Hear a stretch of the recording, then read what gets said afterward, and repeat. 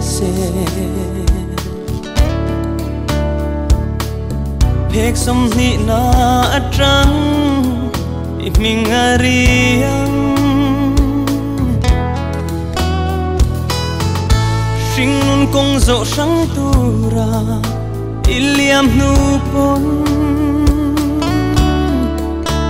akhato kin iming kathai lang le tri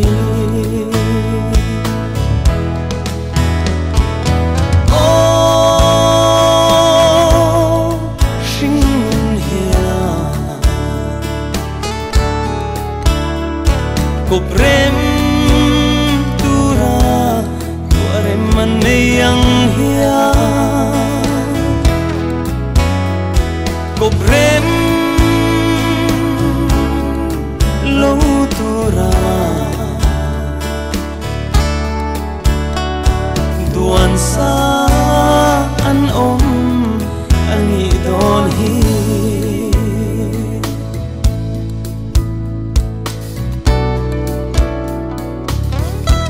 Wale ruak tui chu kop tura dua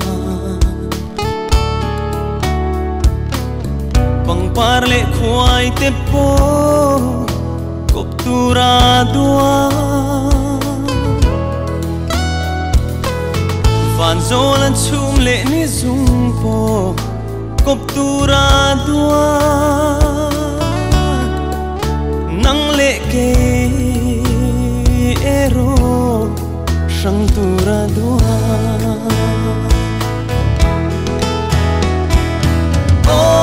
Oh sing hia Koprem tura tuare mane yang hia Koprem lo tura duan sa an om ani don hi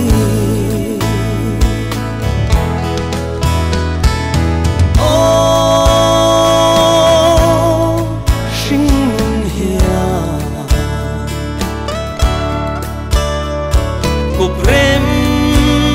tura tuare mane